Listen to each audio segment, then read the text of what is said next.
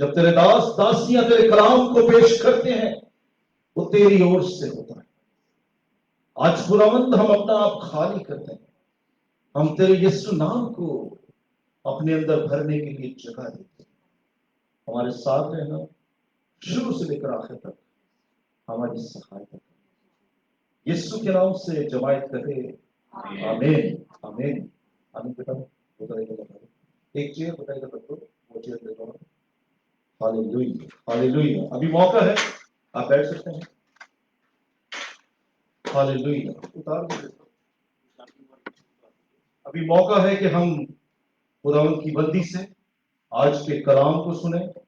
आज का कलाम जिस तरह उन्होंने पहले स्लाइड भेजी, वो बैनर जो भेजा, कि डैनियल की स्टडी हम शुरू कर रहे हैं, और खुदावंद ने उनके दिल में डाला ताकि हम डैनियल की स्टडी को कर सकें। खुदावंद आप सबको बरकत दे, खुदावंद आपके साथ हो। मैं चाहूंगा कि डॉक्टर साहब जो आज का कलाम खुदा ने दिया है उसे हम तक पेश करें। बहुत सारी खुदावंद की बंदी को वेलकम करते हैं और ताली बजाएंगे उनके लिए कि खुदावंद उनको भरपूरी से इस्तेमाल करें।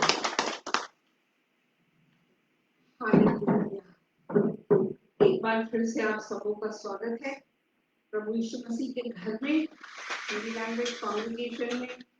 और आज जो आप लोगों को भेजा गया है, और जैसे सब जानते हैं कि जो स्टडी है आज की, ये प्रचार करके तो नहीं कह सकती मैं, परंतु मैसेज करके नहीं कह सकती, पर ये अध्ययन है, ये अध्ययन है। और अक्सर मैंने देखा कि जब जब कभी किसी प्रचारक ने सिखाया है या हमने खुद पढ़ने की कोशिश की है, वो हर समय मैं उसमें गुम हो गई। आई गॉट लॉस्ट, समझ ही नहीं आया। बहुत बार प्रयत्न किया गया, परंतु खुदा हर काम अपने समय में करता है, वो भी बहुत खूबसूरत करता है। तो खुदा ने अपना प्रकाश मुझ पर प्रकाशित किया है और उसने मुझे कुछ समझाया। और जब मैं खुद आशीषित हुई तो वचन कहता है कि be blessed and be a blessing. और अगर आपने सच जान लिया है और वो सच अगर आप दूसरों के सामने नहीं जाहिर करेंगे तो ये एक प्रकार का गुनाह हो जाता है। तो जिनके द्वारा मैंने सीखा, इस पासवान के लिए धन्यवाद करती हूँ मैं, और खुदा का शुक्र करती हूँ कि उन्होंने इतने स्पष्ट रूप से इस स्टडी को पेश किया जो आज मैं आपके सामने बताने जा रही हूँ। और खासियत तो ये कि उन्होंने ये नहीं कहा कि ये सिर्फ उनके तक सीमित है, वो कह रहे कि सच जानो और सच का प्रचार करो। और उसी चीज को लेकर के मैं आपके सामने आई हूँ आज। तो हम इस डैनियल की बुक की स्टडी वर्स बाय वर्स करेंगे, और ये वर्स बाय वर्स करने के लिए मैं आपको ये बता दूं कि कुछ हम नींव रखना चाहते हैं उसकी, और वो नींव रखने के बाद में आप इस किताब को बहुत अच्छे से समझ सकेंगे।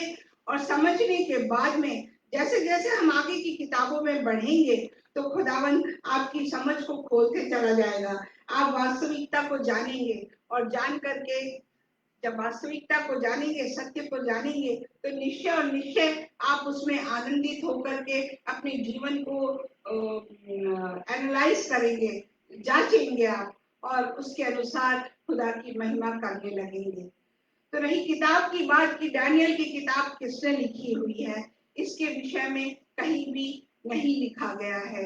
अननोन नरेटर ने लिखा हुआ है, ऐसे कुछ स्कॉलर कहते हैं, और कुछ स्कॉलर कहते हैं कि दानियल ने खुद लिखा हुआ है। और मेरा भी विश्वास है कि उन्होंने खुद लिखा हुआ है, परंतु हमें उसमें नहीं जाना है कि किसने लिखा है। हिब्रू की किताब 11वां अध्याय, जिसमें विश्वास के बारे में लिखा हुआ है, पूरा विश्वास के बारे में लिखा हुआ है कि हर एक व्यक्ति ने वहां जिन जिन के नाम लिखे हुए हैं उन्होंने विश्वास के द्वारा ये काम किया हुआ है। और हम देखते हैं कि अब्राहम, नूह, मूसा, किसी ने भी इसका प्रूफ नहीं मांगा।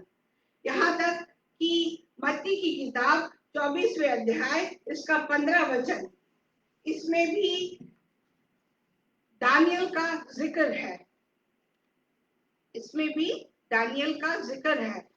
24 अध्याय 15 वचन। इसलिए जब तुम उस उजाड़ने वाली घृणित वस्तु को, जिसकी चर्चा दानियल भविष्य वक्ता के द्वारा हुई थी, पवित्र स्थान में खड़ी हुई देखो। आगे लिखा है, जो पढ़े वह समझे।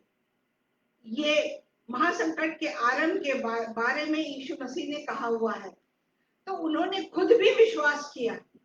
तो जहां पर इन सब ने उसे बाय फेथ स्वीकार किया है, तो वहां हमें भी इसे स्वीकार कर लेना चाहिए और इसके विषय में चर्चा नहीं करनी चाहिए। हम देखते हैं कि जो बाइबल है इसमें अब्राहम, यूसुफ, मूसा, इनके नाम पहले आए हैं। हालांकि और मैं आपको एक बात बता दूं कि वचन कहता है कि धर्मी जन विश्वास से ही जीता है, तो उसी विश्वास को हमको रखना है। जब यीशु ने किया, आगे पतरस पौलुस ने किया, तो हमें भी उसी बात को जहन में रख करके आगे बढ़ना है। इस बुक का अध्ययन करने, इस किताब का को सीखने के लिए, अध्ययन करने के लिए। और हम देखते हैं कि बाइबल में जो जितनी घटनाएं हैं, अब्राहम, यूसुफ और मूसा, इन तीनों से शुरुआत हुई है। हालांकि नूह है, नूह के समय में भी बड़े काम हुए, परंतु नूह का जिक्र इतना नहीं आया है जितना अब्राहम, यूसुफ और मूसा के बारे में आया है। और इन तीनों से शुरुआत जो हुई है बाइबल की, और इजराइल की पूरी कौम को बाजू कर दिया गया है। हम देखते हैं कि अब्राहम के द्वारा खुदा ने जो आगे चला, और उसके समय से फैलते हुए जो इजराइली थे, आगे बढ़ते हुए यूसुफ के बारे में देखते हैं, जो याकूब का भाई था। और वहां जब ये याकूब का भाई वहां मिस्र में जाता है, और वहां पर 6 लाख लोग से ज्यादा लोग हो जाते हैं। कितने? 6 लाख से ज्यादा। और जब देखते हैं कि अब्राहम ने खुदा ने अब्राहम को कहा था कि मैं तुझे वादे के देश में ले जाऊंगा। अब्राहम को कहा था तुझे प्रतिज्ञा का देश दूंगा। तो खुदा यही काम वहां कर रहा था। और हम देखते हैं कि जब ये इतना फैल गया, वहां 6 लाख से ज्यादा लोग हो गए, तो जो उस समय का राजा था मिस्र का, वो सोचता है कि अगर ये इसी प्रकार से फैलते रहे तो उनके देश के लिए, उनके राज के लिए कठिनाइयां आ सकती हैं। और जब इस प्रकार का उसके मन में विचार आया, तो उसने अलग अलग प्रकार की उनको ताड़ना देना चालू किया। और यही टाइम था जब उसने 2-2 साल के बच्चों को मरवा डाला था। और इस समय में हम देखते हैं कि मूसा का प्रवेश हुआ। मैं नींव रखना चाहती हूँ, इसीलिए आपको इस तरह से बता रहे हैं। और जब मूसा का प्रवेश होता है, मूसा पैदा होता है, और वहां से हम देखते हैं कि इजराइल का राज्य और बदलता चला जाता है। कैसे बदलता है?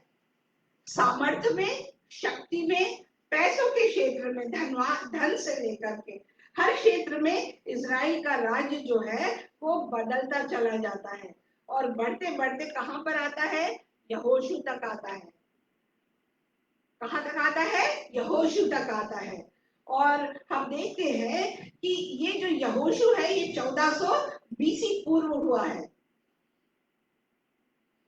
यहोशू को खुदा ने लीडरशिप में रखा, और उसके साथ खुदा के लोगों को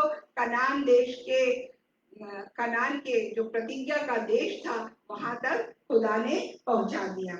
और जब यहाँ तक पहुंचाया, तो उसके चलते चलते जो इजराइल का पृथ्वी पर, सारे पृथ्वी पर दबदबा या प्रभाव बहुत बढ़ चुका था। और हम देखते हैं यहोशू के चलते चलते पूरी पृथ्वी पर परमेश्वर ने इजराइलियों का दबाव, प्रभाव बढ़ा दिया था।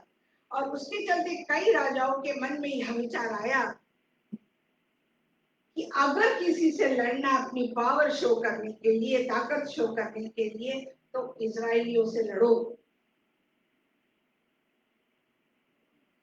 और अगर इन पर विजय पा लिया तो सारी दुनिया पर और उनके परमेश्वर पर भी विजय पा ली, ऐसा लोग सोचते।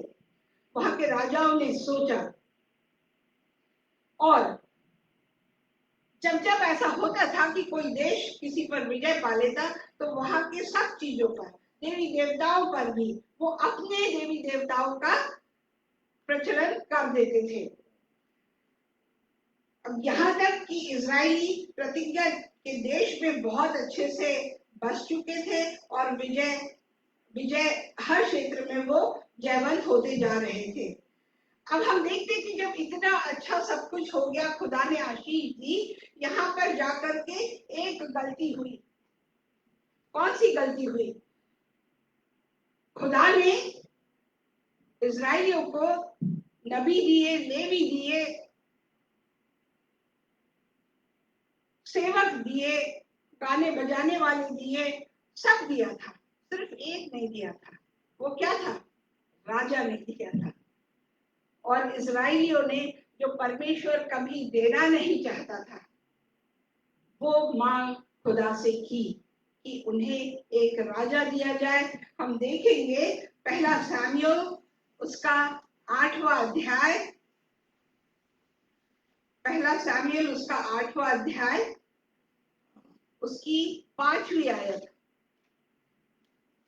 पहला सामुएल 8वां अध्याय 5वीं आयत। उससे कहने लगे, कौन? इजराइली। किससे? मूसा से।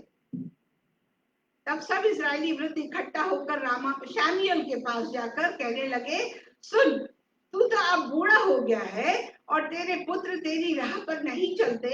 अब हम पर न्याय करने के लिए सब जातियों की रीति के अनुसार हमारे लिए एक राजा नियुक्त कर दे। ये इजरायलियों ने मांग की और खुदा को ये पसंद नहीं आया। इसी को कहते हैं कि उसने क्या कहा यहाँ पर? सब जातियों के अनुसार। आप ध्यान से देख सकते हैं कि लोगों ने क्या कहा? सब जातियों की रीति के अनुसार। इसको कहते हैं कि नकल करना, दूसरे की नकल करना। और ये मांग की उन लोगों ने खुदा से कि उनको एक राजा दिया जाए। और जब परमेश्वर ने पहला राजा दिया, वो पहला राजा 1060 बीसी पूर्व राजा शाऊल दिया। दूसरा राजा दिया दाऊद, जो 1020 बीसी पूर्व हुआ। और तीसरा राजा सुलेमान दिया, जो 980 बीसी पूर्व हुआ। और सुलेमान के बाद 22 राजा हुए। सुलेमान के बाद 22 राजा हुए। और जो 22वां था, जिस पर नबूकदनेस्सर ने लड़ाई की थी। और हम देखते हैं कि इसके बाद एक और राजा आया। सुलेमान के वक्त यरूशलेम का मंदिर बन चुका था और सुलेमान जो है ये 40 वर्ष राज करके ये मर गया। हम देखते हैं कि जब इस प्रकार से हुआ है, तो जब तक सुलेमान की मृत्यु हुई है, उस समय तक जो 40 वर्ष के समय में इजराइल 2 भागों में बट चुका था। क्या आप लोग को क्लियर हो रहा है? दीप समझ आ रही है कि 40 वो समय तक इजराइल और यहूदा ऐसे 2 भागों में बट चुका था। और जब ये देखते हैं कि 722 बीसवीं आते आते इजराइल और यहूदा में बहुत से लोग प्रवेश कर गए थे, शामिल हो गए थे। और बहुत से अन्य जाति मूर्ति पूजक आने लगे, जो कि यहूदी बन गए। आज भी हम देखते हैं कि कई लोग मसीह में आ जाते हैं, परंतु जो अपनी बेसिक, जो उनकी पिछली आदत होती, वो उनकी छूट नहीं पाती है कहीं ना कहीं किसी रूप से, क्योंकि वो उसी संस्कार में काफी लंबे समय तक पले बड़े होते हैं। और जब ये जो यहूदी बन गए थे, परंतु क्या हुआ कि इस प्रकार से होने से इजराइल में मूर्ति पूजा की शुरुआत हो गई। और खुदा को सब पसंद है, बड़े से बड़े गुनाह को वो माफ भी कर सकता है, परंतु उसको मूर्ति पूजा पसंद नहीं है। चाहे वो इंसान की हो, चाहे पशु की हो, चाहे किसी भी देवी देवता, स्पष्ट रूप से लिखा हुआ है। हम देखेंगे यिर्मयाह की किताब जो 626 बीसी पूर्व हुआ है, हम देखेंगे यिर्मयाह की किताब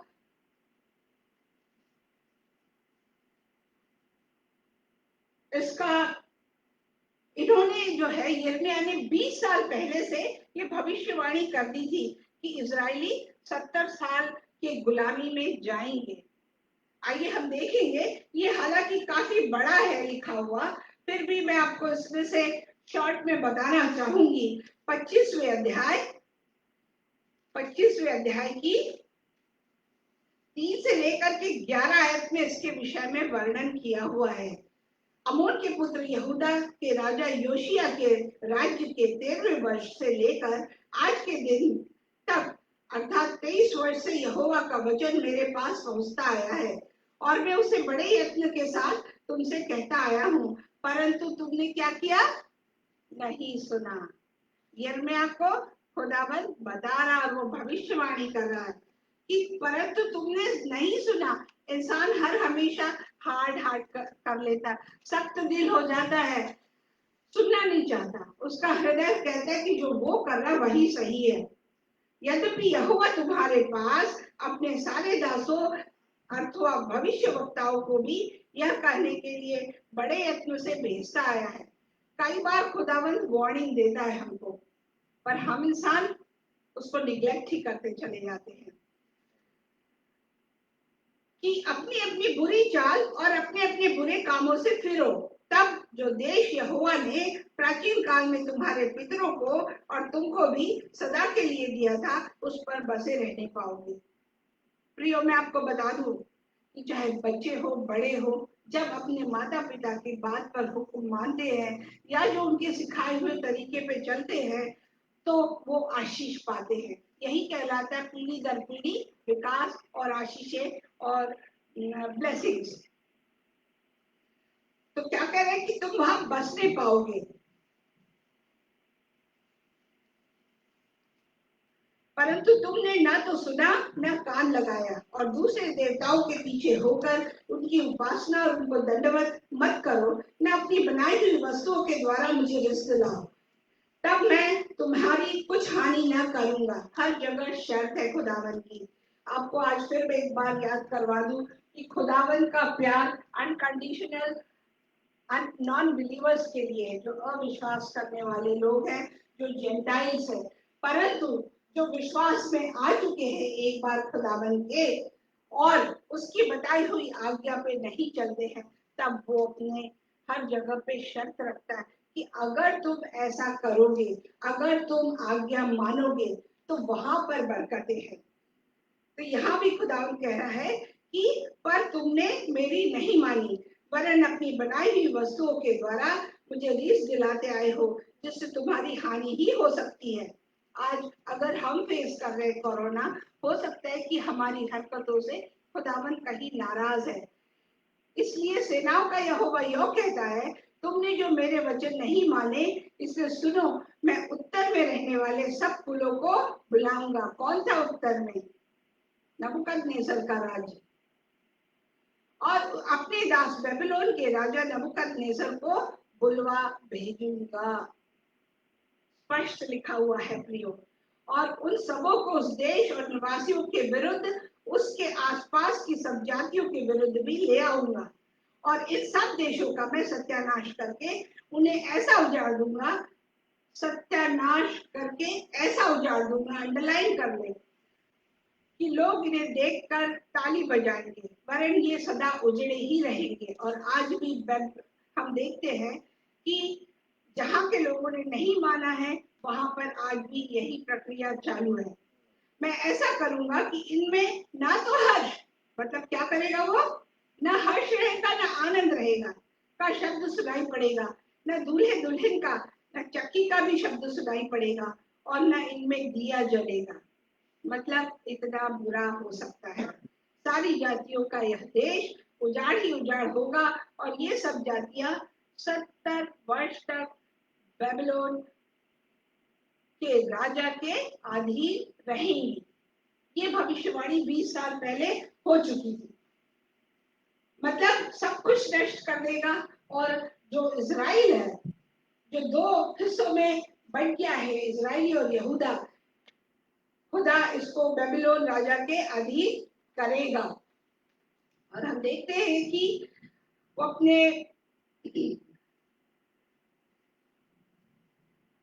उसने अपने बाबेल के राजा नबूकदनेस्सर के दिल में ये बात डाली, और परिणाम हम देखते हैं। तब देखते कि नबूकदनेस्सर राजा 606 बीसवी पूर्व हुआ, और इसके पहले इससे पहले 5 किंगडम, 5 राज्यों ने यहाँ पर राज किया। पहला था असीरिया, जिसको सीरिया कहते हैं, ये पहला था। और दूसरा बेबीलोनियन, और तीसरा मेदिस एंड पर्शियन। परंतु इन मेदिस और पर्शियन की एक खासियत थी कि इन्होंने मंदिर को फिर से बनाने में मदद की थी। किसके मंदिर को? जो सुलेमान ने बनाया था। ये 532 बीसी पूर्व हुआ था, और इस व्यक्ति ने ये अच्छा काम किया था। इसके बाद चौथा देश आया, वो Greece, the Alexander the great, जिसका आपने अक्सर नाम सुना होगा। इसने वहां पर 323 बीसी पूर्व राज्य किया। और ऐसा सुनने में आता है कि जब अलेक्जेंडर ने पूछा, क्योंकि उसने सारी दुनिया को जीत लिया था, सारी दुनिया को जीता था उसने, सुनते हैं ऐसे स्कॉलर्स कहते हैं, कितना सत्य है इसके विषय में नहीं जानती, पर यह प्रचलित है कि उसने लोगों से पूछा कि अभी और कुछ बाकी है जीतने के लिए। तो जब लोगों ने कहा कि राजा तूने तो सारी दुनिया जीत ली है, और ये सुन करके वो शॉक, स्तंभित हो गया, शॉक में चला गया, और वहां पर उसकी फिर मृत्यु हुई थी, ऐसा स्कॉलर्स कहते हैं। हम देखते कि उसके बाद में जो वहां पर राज आया था, ये रोम था, 146 बीसी पूर्व। और जो रोमन एम्पायर था, इसमें जो कॉन्स्टेंटाइन द ग्रेट है, जो 306 साल ईसा के बाद एडी हुआ। एडी को क्या बोलते हैं? हाँ, तो वो जो है, इस समय में क्रिश्चियनिटी, मसीहत काफी बढ़ गई थी। और जब मसीहत बढ़ी तो यहाँ पर उन्होंने जो कॉन्स्टेंटाइन द ग्रेट था, इन्होंने पहले सप्त के दिन होती थी प्रार्थना, परंतु इन्होंने संडे के दिन प्रार्थना करवाई थी। और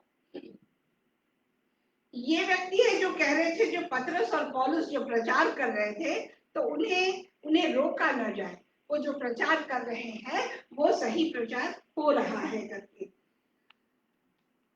तब और यहीं पे वो जो मिराकल हुआ था कि संतरी का बच्चा बीमार और फिर वो अच्छा होता है, उसके विषय में इसी स्थान पर जिक्र हुआ है। तो हम देखते हैं कि जो डैनियल की किताब है, यह 2 भाषाओं में लिखी हुई है, और वो भी 606 से लेके 534 बीसी पूर्व। हो सकता है कि काफी आपको बात समझ नहीं आ रही हो, फिर से सुनिएगा तो आपको पता लगेगा। आई बिलीव, मेरा विश्वास है कि मैं क्लियरली आपको बता रही हूँ नींव डालने के लिए। तो जो डैनियल की पुस्तक 2 भाषाओं में लिखी गई, एक अरामिक और एक हिब्रू में। और जो डैनियल की पुस्तक में 2 भाग है, 1 से 6 तक में यह भविष्यवक्ता के रूप में आता है, प्रचारक जैसा, और 7 से 12, क्योंकि इसमें 12 अध्याय हैं, हम 12 अध्यायों पे वर्स बाय वर्स स्टडी करेंगे। और जो 7 से 12 है, ये भविष्यवाणी की इसमें बारे में बताया गया है। तो जैसा दानियल जैसा प्रचारक था, वैसा वो प्रचार करता था, और जैसा प्रचार करता था वैसा वो प्रचारक भी था। मतलब जो सिखाता था वैसा वो करता था। तो इस पुस्तक में आपने देख लिया कि 12 अध्याय हैं। अब हम दानियल के विषय में पढ़ेंगे। तो अध्याय का परिचय आपको दे दिया गया है, और इसको जब आप समझेंगे, जब इसको ध्यान देंगे, तो आप आगे की अध्याय भी समझ सकेंगे।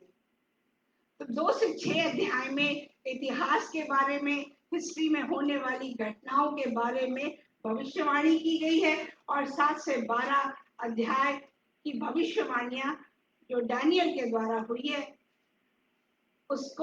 उसके बारे में पूरी तरह से एक्सप्लेन किया गया है। जो जो जो भविष्यवाणियां की गई उसके बारे में डैनियल ने एक्सप्लेन भी किया है। तो हम देखते हैं कि जब ये वर्स बाय वर्स हम स्टडी करेंगे और इस समय तक जो डैनियल की किताब खत्म होते आती है वहां तक वो बुढ़ापे की स्थिति में पहुंचता होता है। तो आइए हम देखेंगे पहला वचन डैनियल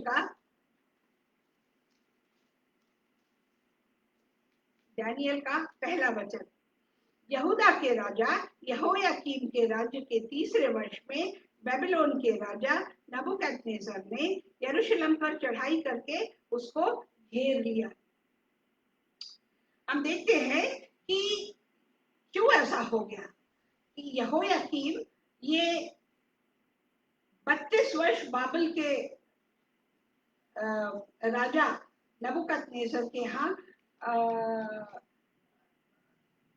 इसको वहां पर लड़ाई करके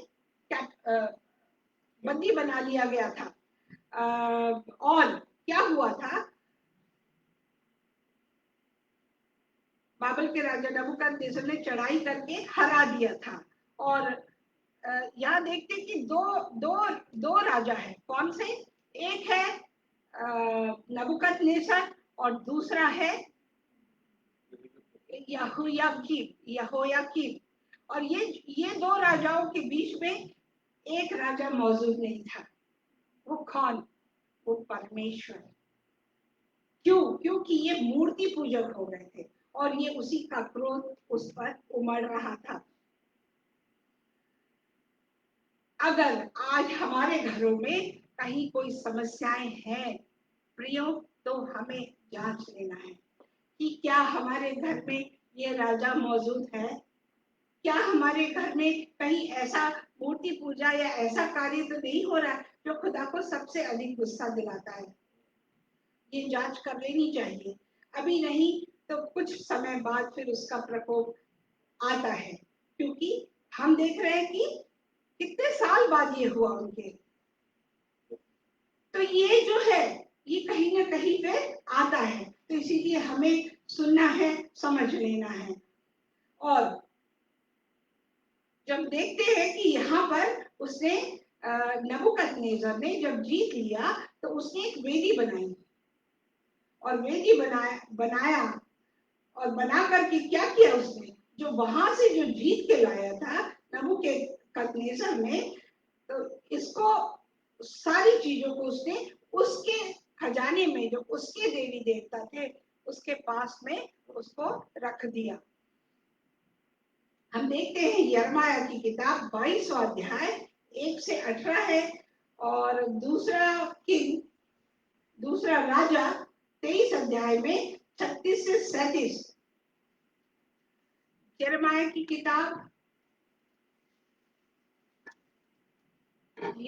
किताब इसका 22वें अध्याय का 1 से 18 है। 22वें अध्याय का 1 से 18 ये काफी बड़ा है प्रियो, जिसे मैं पढ़ना नहीं चाहूंगी, परंतु ये बहुत ही जरूरी भी है, क्योंकि यहाँ पे यहोवा ने यो कहा, खुदा ने खुद कहा, यहूदा के राजा के भवन में उतर कर यह वचन कह। किसको? यिर्मयाह को बोल रहे हैं वो कि हे दाऊद की गद्दी पर विराजमान यहूदा के राजा, तो अपने कर्मचारियों और अपनी प्रजा के लोगों समेत जो इन फाटकों से आया करते हैं, यहोवा का वचन सुन। यहोवा यह कहता है, न्याय और धर्म के काम करो और लूटे हुए को अंधेर करने वालों के हाथ से छुड़ाओ। परदेशी, अनाथ और विधवा पर अंधेर व उपद्रव ना करो, न उस स्थान में निर्दोषों का लहू बहाओ। देखो, यदि तुम ऐसा करोगे तो इस भवन के फाटकों से होकर दाऊद की गद्दी पर विराजमान राजा रथों और घोड़ों पर चढ़े हुए अपने अपने कर्मचारी और प्रजा समेत प्रवेश किया करोगे। परंतु यदि तुमने इन बातों को न माना, फिर से कह रहा है, कि अगर इन बातों को ना मानो तो मैं अपनी ही सौगंध खाकर कहता, खुदा ने अपनी खुद सौगंध खाई है, यहोवा की यह वाणी है कि यह भवन उजाड़ हो जाएगा। और हम देखते हैं कि उन्होंने ऐसा ही किया होगा, तभी ये परिणाम हुआ, तभी ये काम हुआ कि वहां पर नबूकदनेस्सर ने आकर के अटैक किया। और हम यहाँ पर देखते हैं कि 18वें वचन तक हम देखते हैं कि इसलिए योशिया, आगे पढ़ेंगे कि योशिया के पुत्र यहूदा के राजा यहोयाकीम के विषय में यहोवा यह कहता है, जैसे लोग इस रीति से कहकर रोते, हाय हाय मेरे भाई, हाय मेरी बहन, इस प्रकार कोई हाय मेरे प्रभु, हाय तेरा वैभव करके उसके लिए विलाप ना करेगा, मतलब उसके लिए कोई रोने वाला भी ना होगा। इस प्रकार से खुदाबंद करेगा, ये खुदा ने पहले ही यिर्मयाह के थ्रू कह दिया था। और हम देखते हैं कि दूसरा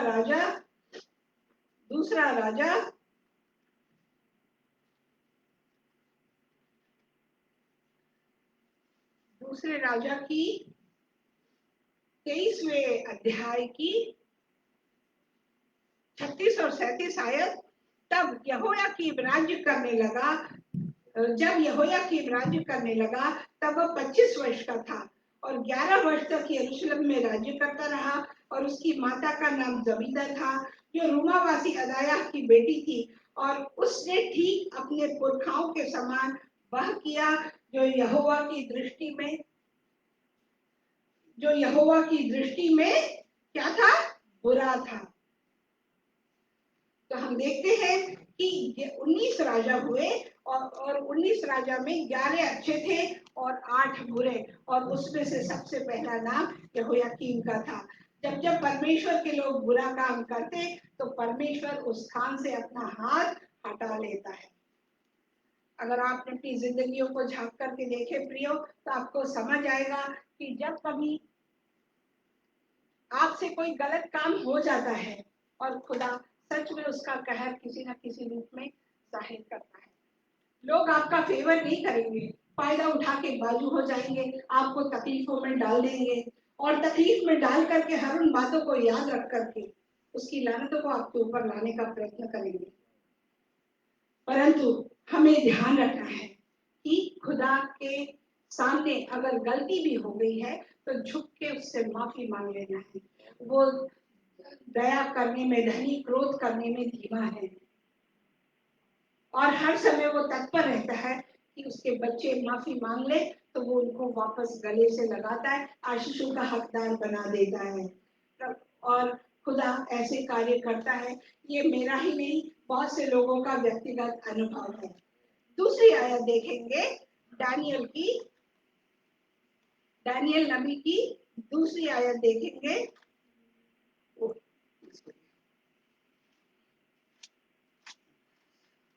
ये मैंने सोचा था कि इसके बारे में मैं आप लोगों को कुछ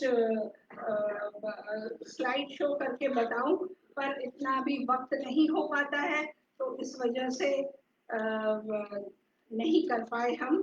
तो जो दूसरा वचन देखेंगे दानियल का, तब परमेश्वर ने यहूदा के राजा यहोयाकीम को परमेश्वर के भवन के कई पात्रों सहित उसके हाथ में कर दिया।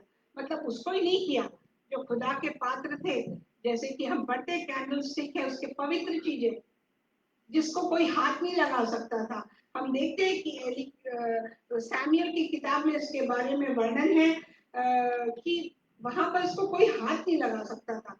ऐसे बर्तनों को, ऐसी चीजों को के सहित उनके हाथ में कर दिया, और उसने उन पात्रों को शिनार देश में कहाँ रखा, अपने देवता के मंदिर में ले जाकर और अपने देवता के भंडार में रख दिया, और यह भी एक बड़ा गुनाह था। हम देखते हैं कि यहोयाकीम को परमेश्वर के भवन के कई पात्रों सहित रख दिया, और उसने परमेश्वर के पात्र सबको उठा नबूकदनेस्सर के देवताओं के मंदिर में रखा। इसके विषय में हम आगे जाके 5वें अध्याय में देखेंगे दानियल के कि ये ऐसा क्यों हुआ और इसका परिणाम क्या हुआ। परमेश्वर को यहोयाकीम पर क्रोध था, हमने देख चुके हैं पहले। 70 वर्ष की गुलामी मिली और इजराइलियों को, जो हमने आगे पढ़ चुका, जो भविष्यवाणी हुई थी कि 70 साल वो गुलाम रहेंगे, ये पूरा हुआ। और एक छोटी सी गलती की और परमेश्वर से दूर हो गए। ये हमारे जीवनों में होता है। जिसके कान है वो सुन ले, जिसका दिल है समझने वाला वो समझ ले। परमेश्वर कल, ये प्रूव करता है कि परमेश्वर कल, आज और कल एक सा है, वो बदलता नहीं है। तो खुद की लापरवाही के कारण हम कई बार परेशानियों में आ जाते हैं। याद है कि इजरायलियों ने राजा मांगा था और खुदा ने उनको राजा दिया, और ऐसा राजा जो जो जो गुलामी में ले गया उनको। अब यहाँ से हम देखते हैं कि डैनियल का प्रवेश होता है और उसके 3 दोस्तों का, डैनियल और उसके 3 दोस्तों का, डैनियल, हनन्याह, मिशाएल, अजर्या। ये सब यहूदी के रिवाज में पले बड़े थे। और इन चारों को जब ये इन्हें बंदी बना लिया गया था, तो वे जान चुके थे कि अब उनके जीवन में एक बड़ा परिवर्तन आने वाला है। आप जब कुवैत में आए तो कुछ आपने कुवैत के तरीकों को फॉलो किया, जरूर आपने अपनी चीजें नहीं छोड़ी, परंतु एक परिवर्तन आपने यहाँ के रहन सहन के अनुसार लाया है। तो ऐसा वहां भी उनको अंदाज हो गया था। हम देखेंगे तीसरा, तब उस राजा ने अपने खोजों के प्रधान अश्पनज को आज्ञा दी कि इजरायली, ध्यान से सुनिएगा, राजपुत्रों और प्रतिष्ठित पुरुषों में से ऐसे कई जवानों को ला। कहां से?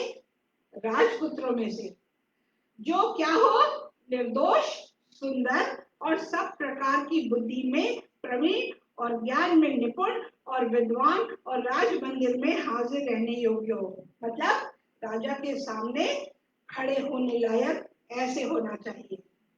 ऐसे राजपुत्रों को उन्होंने बंदी बनाया था और वे उन्हें कसदियों के शास्त्र और भाषा की शिक्षा दे। क्या करें? उनको उनके रंग रूप में डाले। क्या प्लान था नबूकदनेस्सर का? कि उनको वो कठपुतलियों की तरह इस्तेमाल करना चाहता था इजराइलियों पे। तो उनको कसदियों की भाषा की शिक्षा दे। अब हम देखते हैं कि जब ऐसा होता है तो क्या क्या बदलता है? हमारा खान पान, उनका खाना बदलेगा। उनको मालूम था, वो तैयार थे, उन्हें पता था। तो वे मन में उन लोगों ने ठान भी लिया था कि इस प्रकार के जो भी परिवर्तन आएंगे वो उसको फॉलो नहीं करेंगे। तो देखते हैं कि उनका खान पान बदलेगा, उनका नाम भी बदलेगा, उनका नाम भी बदलेगा और इनका कल्चर, संस्कृति वो भी बदलेगी। अब वो यहूदी से बेबीलोनियन हो जाएंगे, इंडियन, पाकिस्तानी, कनाडा में जाकर के कनेडियन हो जाते हैं। ठीक है ना? हालांकि उनके दिल में भले वो रहे, वो यही कहेंगे कि Pakistani based Canadian, Indian based Canadian, ऐसा। ये ठीक वैसा ही है कि उन्हें पता था कि वे अब बेबीलोनियन हो जाएंगे करके। यहूदी बेबीलोनियन हो गए। और हम देखते हैं कि जब ऐसा होता है तो हम आगे में पढ़ेंगे वचन में, तो जब आप संसार में यीशु में आए तो क्या आपने भी ऐसा ही ठान लिया था? क्या आपने ऐसा ठाना था कि आप यीशु के पीछे चलेंगे? जब बपतिस्मा लिया था तो उसमें एक गीत गाया गया था हम लोगों के लिए, I have decided to follow Jesus, no turning back, no turning back। और मैंने भी ठान लिया था कि जब मैंने मसीही व्यक्ति के साथ शादी की तो एक दिन मैं उसके बताए रास्ते पे चलूंगी। और ये हम में से हर एक को ठान लेना चाहिए पहले से कि चाहे जो स्थिति आए, जब यीशु को मानने लगे तो उसके बताए वादों को, उसकी बताई हुई हुक्मों को मानना है और उसके अनुसार चलना भी है। तो आपको भी ठान लेना चाहिए कि क्या सही और क्या गलत है। तो हम देखते हैं कि 20 साल से 90 साल तक दानियल ने कोई ऐसा पाप नहीं किया था, क्योंकि उसने ठान लिया था। और जो अक्सर इंसान ठान लेता है वो वही करता है। उसके 3 दोस्त उसके साथ थे चाहे तो वो पाप कर सकते थे। बड़ा टेम्पटेशन था उनके सामने। क्यों टेम्पटेशन था? क्योंकि वे परिवार से दूर थे। परमेश्वर के प्रति हो सकता है नफरत आ सकती है। मुझे हुई थी, पति की मृत्यु हुई तो खुदा पे गुस्सा थी, खुदा पे नाराजगी। क्योंकि उसके पहले मैंने बपतिस्मा ले लिया था, तो मैं अपने दिमाग से सोचती थी। हम लोग कह सकते हैं कि परमेश्वर को अगर मालूम था तो उसने रोका क्यों नहीं? अगर उसे पता था कि इस प्रकार की समस्या आएंगी तो हमें क्यों लेकर के आया? कई बार होता है, हम इंसान है, पूछ लेते हैं।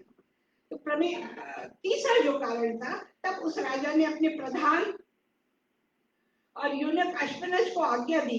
हम देखते हैं कि पहले, दूसरे, तीसरे वचन में लिखा हुआ है कि तब राजा ने अपने प्रधान यूनक को, अश्वनज को आज्ञा दी। क्या आज्ञा दी? हम देखेंगे तीसरे वचन में। तब राजा ने ये जो प्रतिष्ठित पुरुषों को बुलाया है, तो उनको जवानों को ला करके और उनको जवानों को ला, और चौथे वचन में देखते हैं कि निर्दोष, सुंदर और सब बुद्धि में प्रवीण। पांचवें वचन में देखते हैं कि राजा ने आज्ञा दी कि उसके भोजन में से,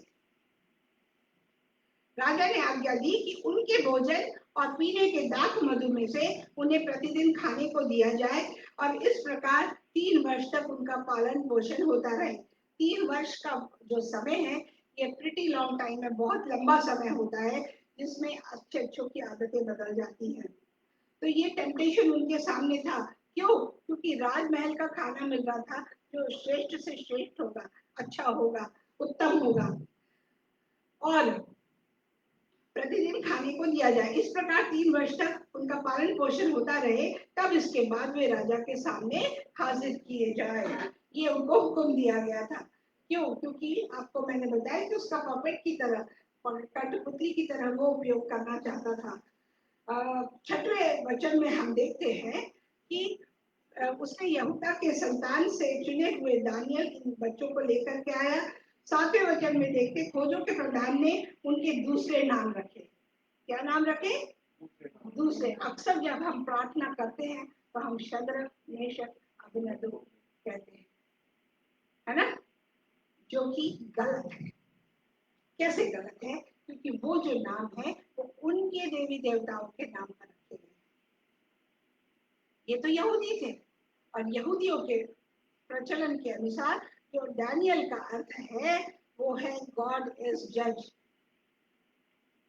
और इसका नाम वहां के देवता बेल के नाम पर उसका नाम बेलशस्सर रखा गया। हनन्या का नाम, उसका जो अर्थ है इंग्लिश में, मुझे हिंदी में देखने का टाइम नहीं था, लॉर्ड इज ग्रेशियस, दयालु अनुग्रही है खुदा। इसका हनन्या का नाम उन्होंने शद्रक लिख दिया। शद्रक का अर्थ है son god, son of God.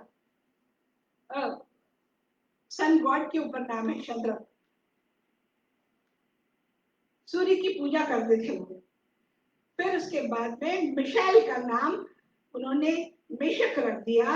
उसका जो अर्थ है इंग्लिश में वो लाइक गॉड। जो यहूदा के प्रचलन के अनुसार नाम थे, उसका उन्होंने इस प्रकार से अकू। अकू का क्या अर्थ है? जो मेशक है, इसका अर्थ है अकू, इंग्लिश में लिखा हुआ है, और उसका अर्थ है डिस्ट्रॉयर, नाश करने वाला। और अबेदनगो का जो, अजरिया का जो अर्थ है वो लॉर्ड्स हेल्प, खुदा की मदद, और इसको बदल के उन्होंने अबेदनगो किया। और ये एक उनका खुदा है जो जो नेबू कहलाता था, और इसे इसे नौकरों का खुदा कहते थे। तो इस प्रकार से उनके नाम बदल दिए गए। और दानियल को उसके नाम बदलने से ऑब्जेक्शन नहीं था। क्यों? क्योंकि परमेश्वर नाम की तरफ ध्यान नहीं देता, वो आपके कामों की तरफ ध्यान देता है। हालेलुया। और 3 बाकी थे जिस पर उसको ऑब्जेक्शन था। और आजकल मसीह समाज में यही हो गया कि नाम बदल लो, नाम बदल लो, नाम देख लो। अगर किसी का नाम ऐसा है तो 100 बातें बोल जाते हैं। परंतु खुदा क्या कह रहा है वो हमें देखना है। तो हम वचन 8 देखेंगे। उसको वैसे और भी 3 ऑब्जेक्शन थे, परंतु उन्होंने मन में ठान लिया था। क्या क्या ठान लिया था? राजा का भोजन नहीं लेगा, वो अपने आप को अपवित्र नहीं करेगा। उसकी हिम्मत देखिए, 20 साल के होंगे वो तकरीबन, और उनकी वचन का अध्ययन, उनकी वचन study, Bible study, prayer life कितनी स्ट्रांग होगी कि जो उन्होंने इस उम्र में ठान लिया। चाहते तो पी सकते थे उसकी दाखरस में से दाखरस, चाहते तो उसका अच्छा उत्तम से उत्तम भोजन खा सकते थे, परंतु उन्होंने नहीं कहा। परमेश्वर का रिश्ता कितना उनका मजबूत था, और उन्होंने खोजे को कहा कि तेरा खाना हम नहीं खाएंगे, हम अपवित्र नहीं होंगे। यहाँ पर परमेश्वर की वे बढ़ाई करते हैं। क्या हम भी ऐसा कर सकते हैं? 8वां वचन देखेंगे हम।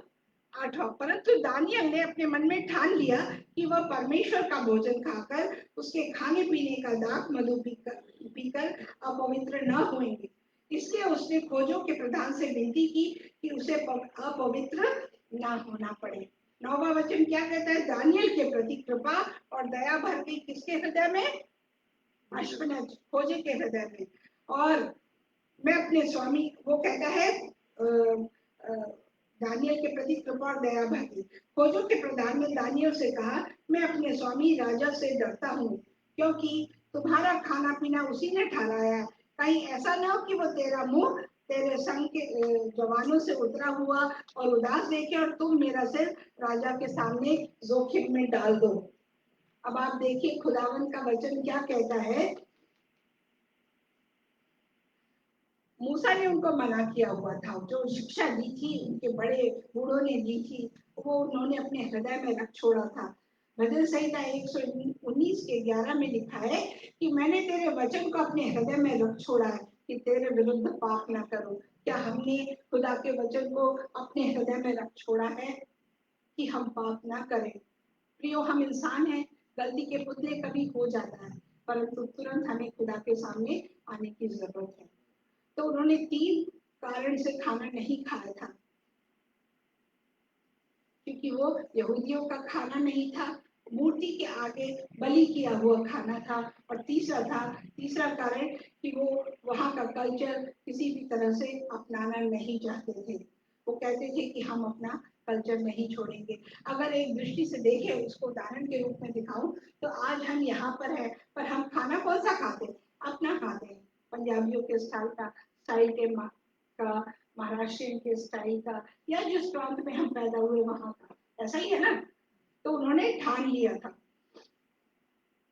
इस जवानी में भी उनकी जो लेवल ऑफ अंडरस्टैंडिंग थी वो बहुत ही सुंदर थी। पर पतरस ने भी कहा, कहता है कि हम परदेसी हैं इस जगह पर, कहा इस दुनिया में, पर हम वैसे रहेंगे जैसे हमारा परमेश्वर चाहता है, क्योंकि हम यहाँ के नहीं हैं, हमें जाके तो खुदा के ही घर में रहना है, तो हम उसके अनुसार चलेंगे। आज कहाँ है ये वाली अंडरस्टैंडिंग? हमें जांचने की आवश्यकता है। तो उसने कहा कि हे राजा का खाना खाकर हम अपने आप को अपवित्र नहीं करेंगे। चाहे तो वो मस्त रह सकते थे शराब पी करके, वहां पर खाना खा करके, परंतु उन्होंने कितना अच्छा चुनाव किया। कैसे जीना है सीख सकते हैं इन जवानों से। हम देखते हैं 9वें वचन में, परमेश्वर ने खोजों के प्रधान के मन में दानियेल के प्रति दया भर दी थी। नीति वचन 16 का 7 कहता है कि जब किसी का चाल चलन यहोवा को भावता है, सुन लीजिए अच्छी तरह से, कि अगर किसी का चाल चलन यहोवा को भावता है तो वह गुलामी में भी परमेश्वर उनको लीड कर रहा था, हम देखते हैं, तब वह उसके शत्रुओं का भी उनसे मेल करा देता है। क्या करा देता है? कई बार कई लोग पूछते हैं कि आपको इतना फेवर कैसे मिल जाता है, आप कैसे इन लोगों के बीच में रह सकते हैं? खुदावन दुश्मनों के बीच में भी आपको पतरबंद करेगा, वो अपना फेवर दिलाएगा उनके लोगों के मध्य में से लोग को ला करके। हालेलुया। वचन 9वां हम देख चुके हैं, और फेवर दिया है उसने, और आगे का हम देखेंगे कि तो वो जो अश्वनश था वो उनका दोस्त बन गया था, और दानियल और दोस्तों का 10 दिन का उसको चैलेंज देते हैं वो कि हमें राजा का खाना नहीं खाना है। 10वें वचन में हम देखते हैं कि दानियल और दोस्तों का 10 दिन का उसको चैलेंज देते हैं कि हम नहीं खाएंगे, और वो उसको कहते हैं कि आप हमको देख लेना। आइए हम 10वां वचन देखेंगे कि हाँ हम पढ़ चुके हैं ना 10वां वचन, हाँ ठीक है। तो वो चैलेंज करते हैं कि हम अगर 11वें वचन को 12वें और 13वें को भी देख लेंगे। तब दानियल ने उस मुखिया से, जिसको खोजों के प्रधान ने दानियल, हनन्याह, मिशाएल और अजर्याह के ऊपर देखभाल करने के लिए नियुक्त किया था, मैं तुझसे विनती करता हूँ कि अपने दासों को 10 दिन तक जा, तुझसे ओपन चैलेंज किया, हमारे खाने के लिए साग पात और पीने के लिए पानी ही दिया जाए, और फिर 10 दिन के बाद हमारे मुंह और जो जवान राजा का भोजन खाते हैं उनके मुंह को देख, और जैसा तुझे देख पड़े उसी के अनुसार अपने दासों से व्यवहार करना। कितनी सुंदर बात कही। 14वां वचन देखेंगे, उनकी यह विनती उसने मान ली और 10 दिन तक उनको जांचता रहा। क्यों मान ली? क्योंकि यहोवा ने उसके दिल को नरम कर दिया था।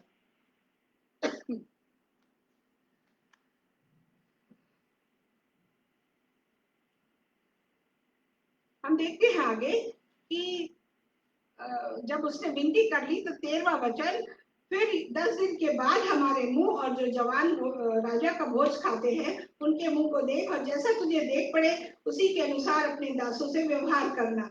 उनकी यह विनती उसने मान ली और 10 दिन तक उनको जांचता रहा। 10 दिन के बाद उनके मुंह राजा के भोजन के खाने वाले सब जवानों से अधिक अच्छे और चिकने दिखाई पड़ते थे। तब वह मुखिया उनका भोजन और उनके पीने के लिए ठहराया हुआ दाख मधु दोनों छुड़ाकर उनको साग पात देने लगा। मतलब 3 साल तक वे साग पात यही खा रहे थे। 17वां वचन, परमेश्वर ने उन चारों जवानों को सब शास्त्रों और सब प्रकार की विद्याओं में बुद्धिमान और प्रवीणता दी, और दानियल सब प्रकार के दर्शन और स्वप्न के अर्थ का ज्ञानी हो गया। क्या हो गया?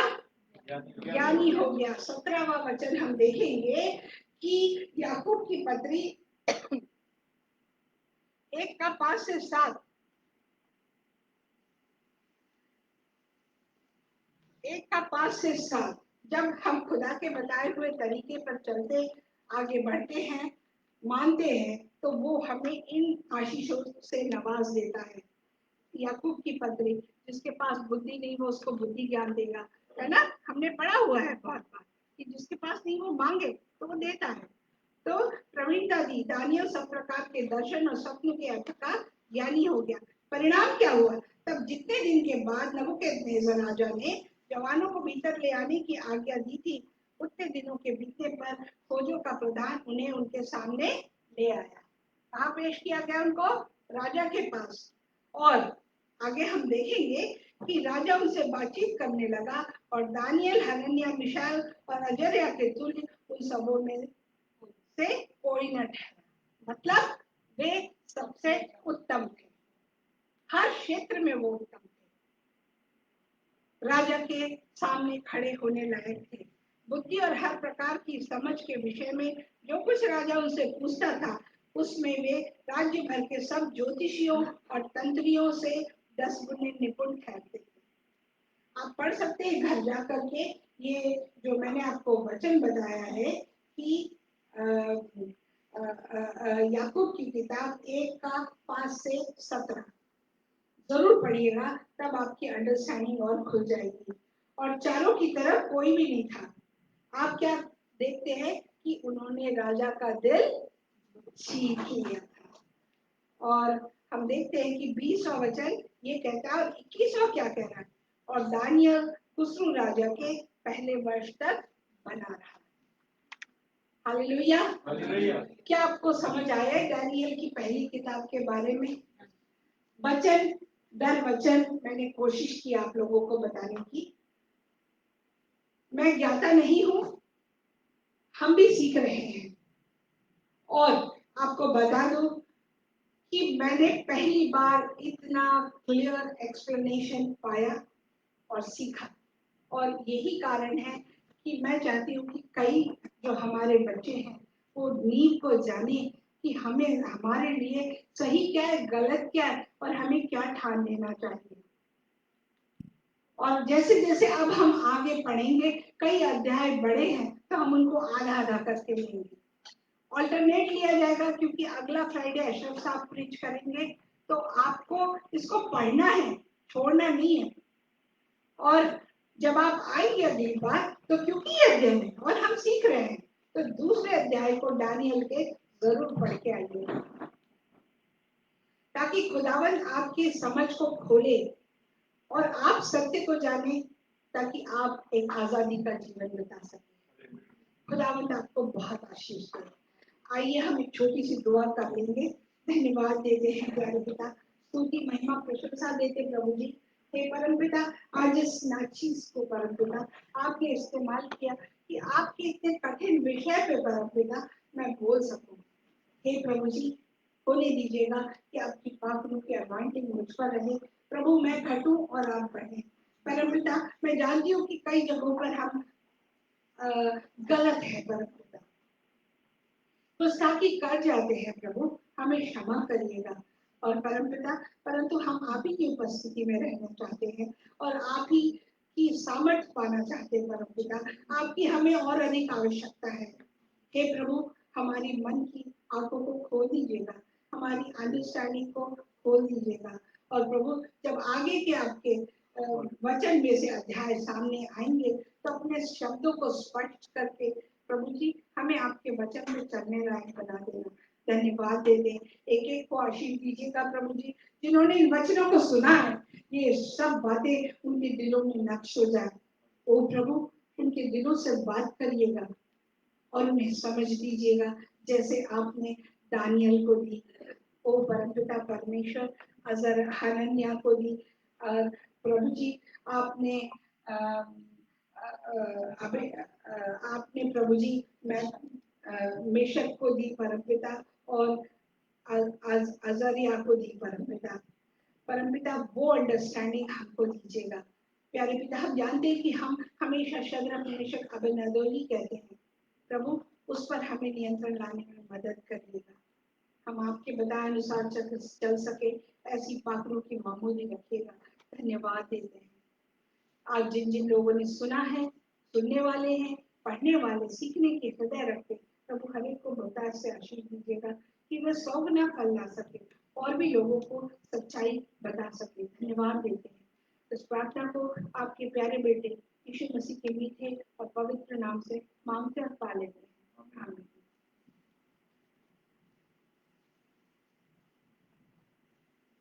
आमीन। खुदा का शुक्र है इस अच्छे स्टडी के लिए, प्लान के लिए, जिसका